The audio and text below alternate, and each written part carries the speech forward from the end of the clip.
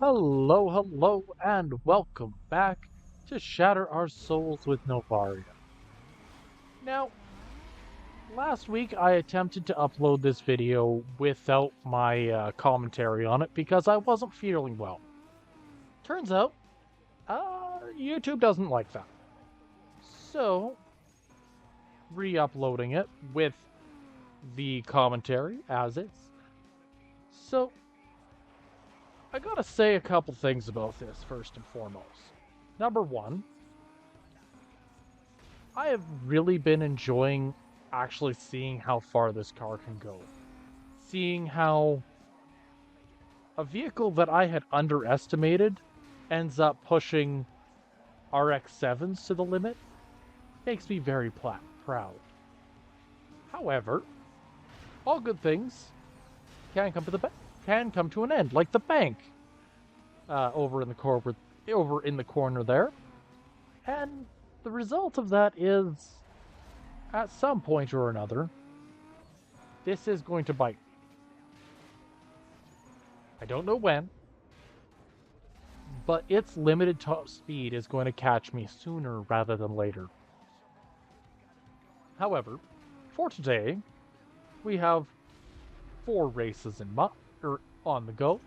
The first of which is, well, the first 2 of which are both lap knockout or circuit races.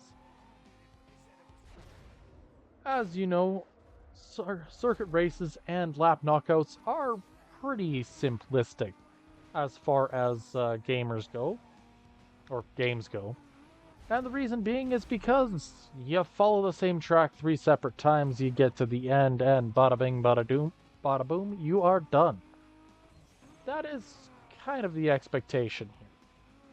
I don't foresee these guys really being able to beat me, especially now that Speed Freak, the guy who likely should be able to hold his own against me, is out of the running already. So, I will admit, Need for Speed is one of those games that is better played than watched. And I'm acknowledging that in hindsight. Oh, once again, the Bank of Rockport. The reason why I'm coming to this conclusion is because going through these videos and actually making this series, while it is a game, it's fun to play and get into, there isn't really much to see and not much to talk about aside from the scenery aspects of Rockport City that show this lived in or a different view of this world, shall we say. And the reality of it is that it doesn't have luck-based problems that crop up very often. Sure, RNG isn't on my side very often when it decides to put the little Volkswagens in the road in front of me, and that's fine. But RNG is not the only deciding factor in this. And so I began to ponder a little bit on what the logical conclusion would end up being. How far could I effectively take this? And then it hit me like a blue shell. So after the conclusion of the Need for Speed Most Wanted challenge, we are jumping in to Mario Kart Double Dash, specifically an itemless challenge. The goal is to beat the 150cc of every cup, including the All Cup Tour, without the use of items whatsoever.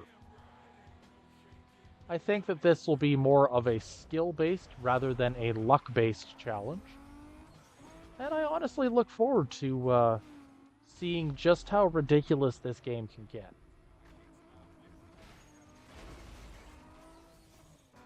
Rusty there, I believe that's his name, is nope, Roberts. Oh well, Roberts is down, and race 1 concluded. Moving on to race number 2, we got ourselves an RX-7 on the left, and I'm not sure what the one on the right is, but I did like its vinyl and paint job. Oh, Speedster is back. I'm expecting that this is going to be more of the same, unless something absolutely catastrophic happens. Which has a tendency to happen. I used to play this map on endless repeat with my cousin. See, the original owner of this game disc was my older cousin. He was only about a year older than me. And he came across this after starting to play Carbon. Now, one way or another, this one is, in my opinion, the better setup of the two games. But Need for Speed Carbon and Need for Speed Most Wanted were a large part of my childhood. We would game out, goof off, and have a grand old time trying out every car under the sun, seeing just how hard we could push these vehicles. And it usually ended up after about half an hour of us mucking about, that we would end up playing tag, where one of us would try to get ahead with a weaker vehicle and the other one would try to, barrel as hard as they possibly could with the bigger vehicle, just to see how long it took for a player to catch up and crash.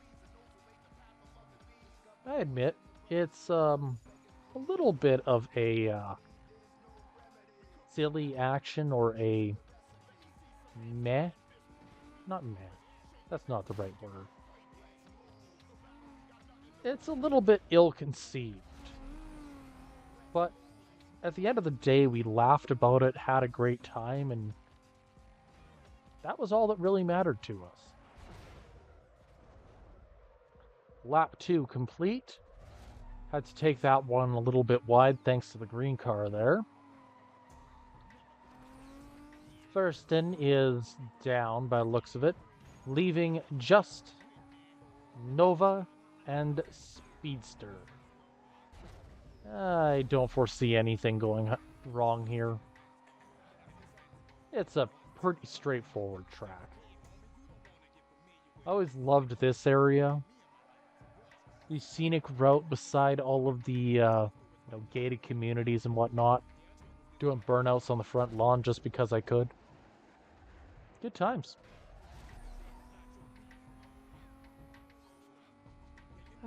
And the college. If you've been watching these videos one after the other, you'd know that I tend to use the college as a safe zone against the police. This is because the police themselves have this AI problem in this area, where they'll try to take a shortcut to cut me off, but they won't be able to get to where they're aiming to in the time necessary.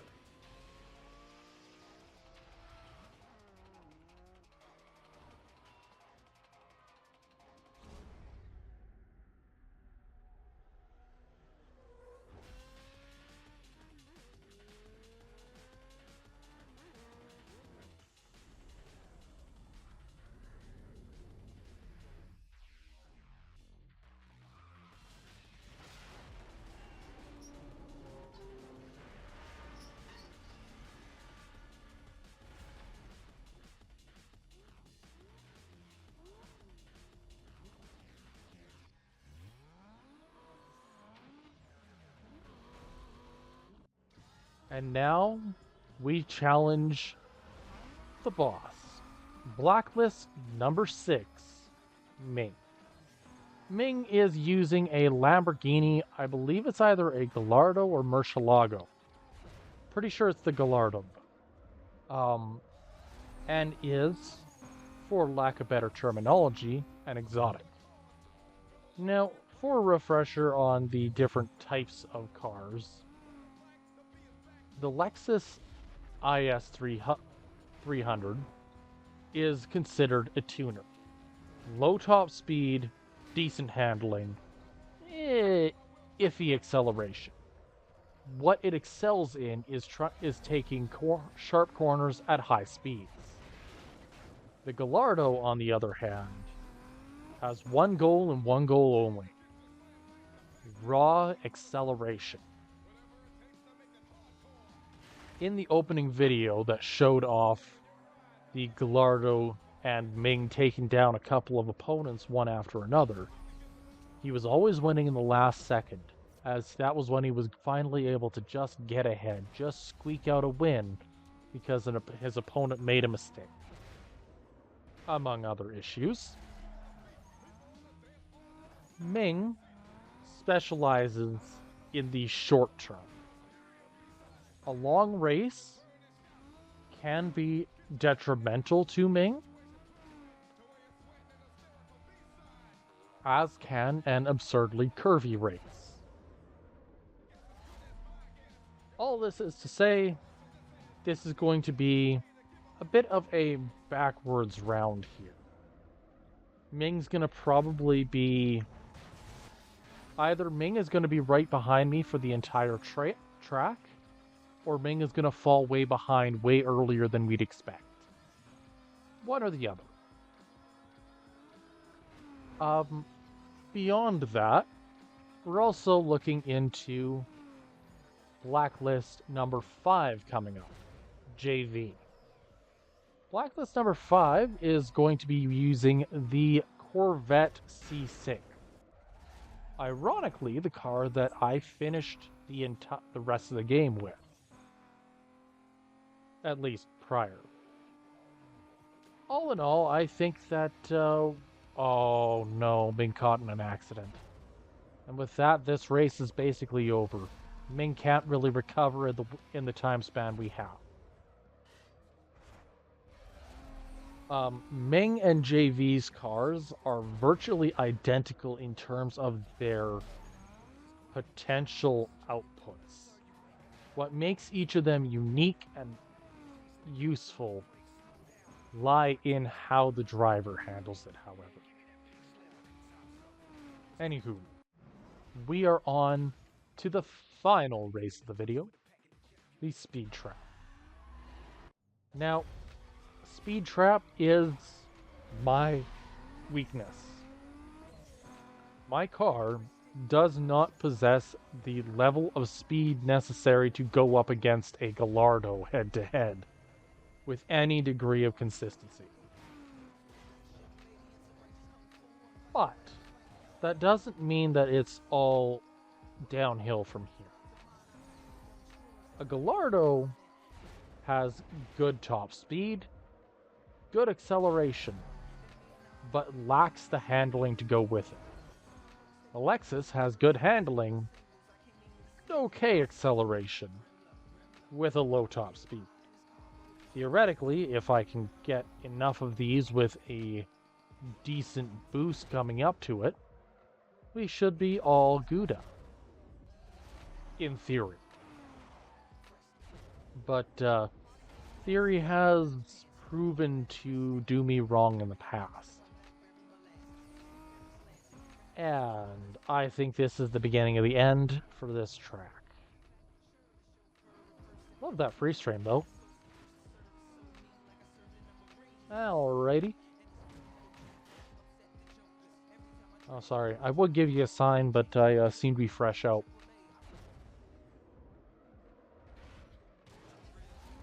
And, yeah. Yeah, we're hooplad. It's all good. It's all good. We'll see just how badly we're hooped, and then try a second time to see if we can get a better handle on how this track runs.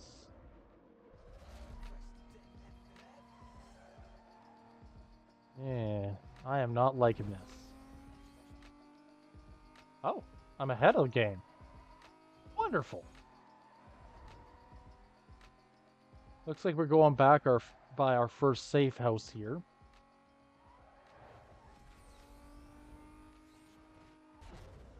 Oh, wonderful. As long as I get to the next one in decent time, I might actually be able to win this. It always seems impossible until it is done. Quote from another YouTuber, specifically quoted from Lemon from the Backlogs. I personally like that mentality. Lemon's whole shtick is that it seems impossible consistently. But if you throw yourself at the brick wall enough, eventually you'll come through the other side. At least, that's their mentality of it. And I'm hoopla'd now. One too many accidents. It's all good. But we now know where the pitfalls are. So, with a little bit more finesse, it is time to finish where we left off. Honestly, I find that the game is a lot easier as an adult going into it than it was as a kid. I don't know if it's just my reaction time, if it's because I'm looking at the game in a different light, or what is different. All I can really say for certain is I enjoy it, and it was near impossible for me to beat as a kid. Mind you, I was playing it when I was like 8. So, coming at it 20 years later definitely has a different coat of paint to it.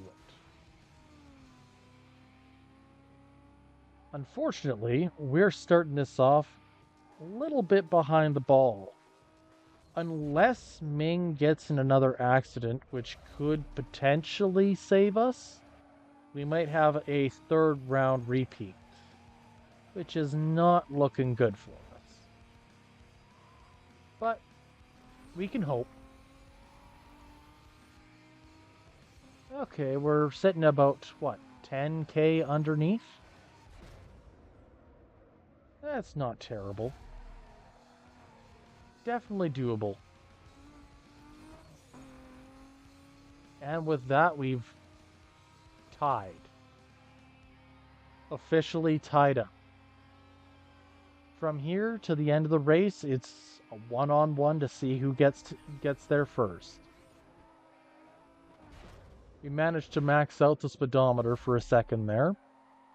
Just before going through or just after the speed trap. Ming is right on the tail. I stand corrected. Ming is just ahead. But seems to be taking taking a little bit more of a risky route through here. A little tighter than I would. Simply due to, I guess, the shorter route has the fastest path, technically.